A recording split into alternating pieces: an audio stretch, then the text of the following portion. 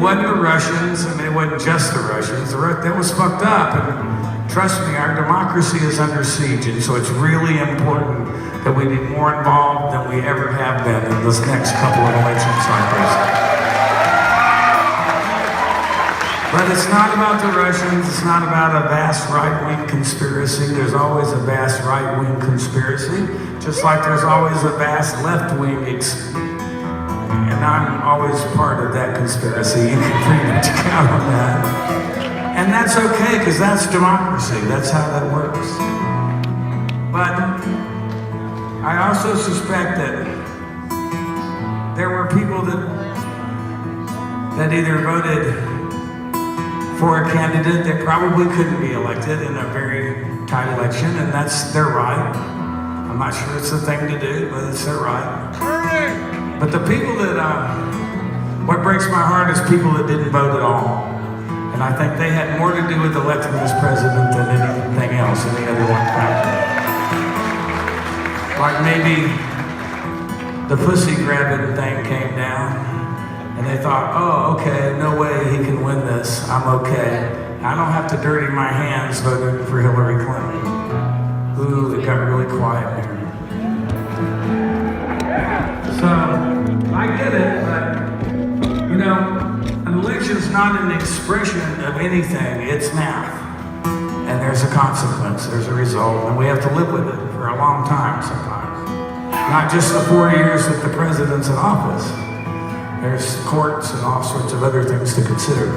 So it's important. And all I care about is I don't care who you vote for, I don't care how you think.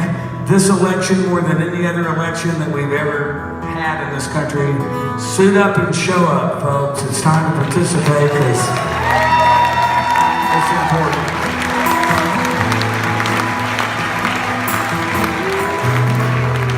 And whatever we do as we go through this process, in terms of organizing, activism, whatever we do, because I'm going to be doing all of that stuff, that we do it with as much kindness as we can possibly muster. Because that's another thing that went wrong. We just got to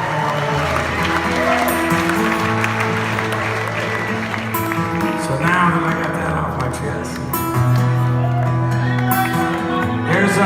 I've been called a lot of things in my life. Some of them I was okay with, some of them not so much, but I try to live by a handful of principles as best I can, not the least of which is the idea that your opinion of me is none of my fucking business.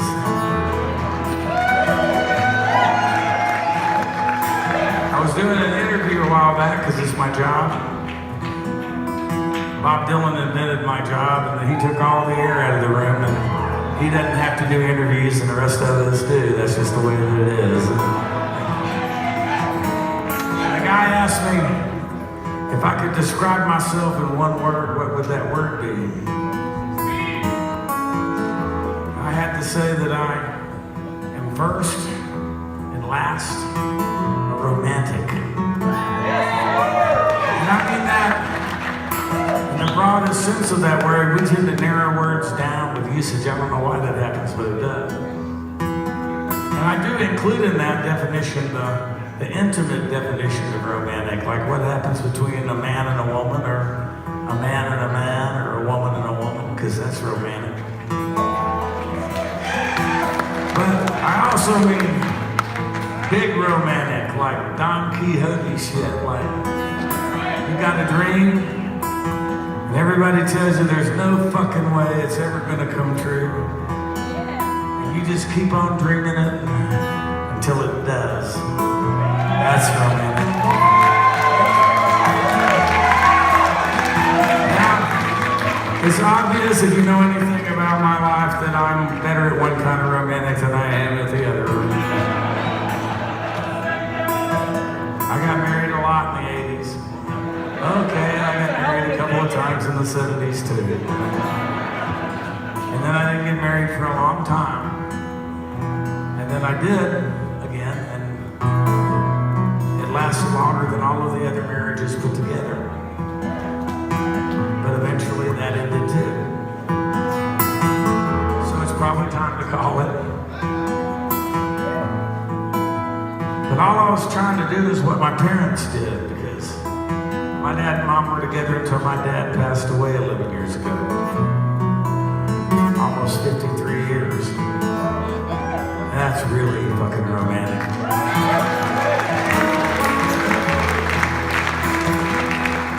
I was just trying to do that. Now, my therapist says that I intentionally seek out women I couldn't possibly succeed in a relationship with because I really want to be alone. God, I hope that's not true because it sounds like a lot of fucking work to me.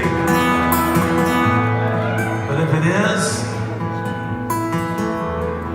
well, I am 63 years old, and I have to admit that I've grown to rather like sitting wherever I want to when I go to the movies and being on time. I can watch all the fucking baseball I want to. It's here.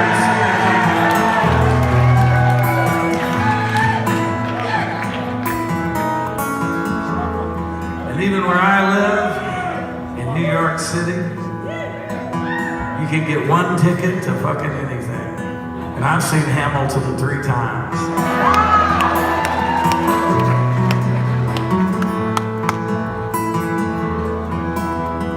Somebody said, never say never. Never give up.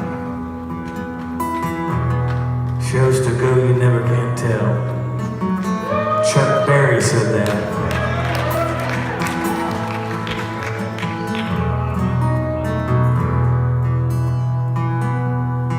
There's a girl up on the mountain I once knew.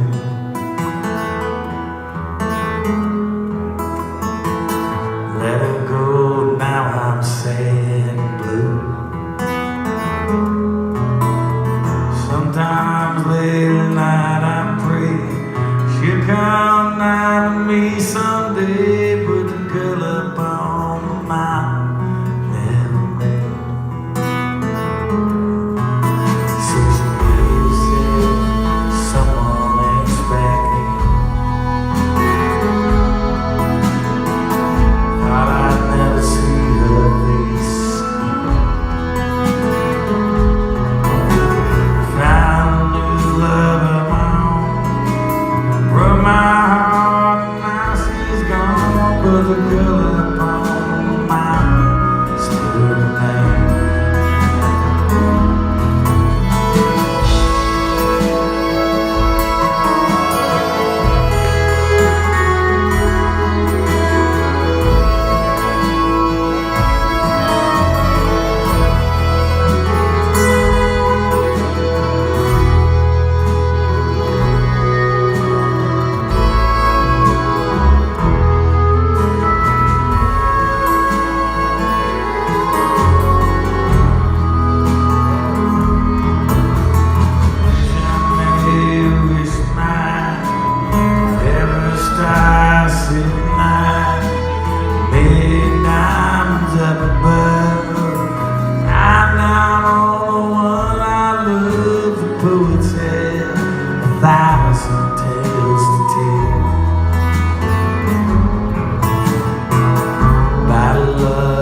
Didn't work out well.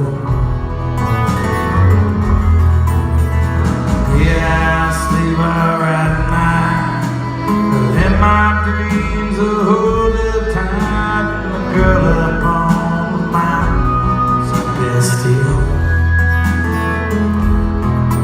I love her now, yes I always will.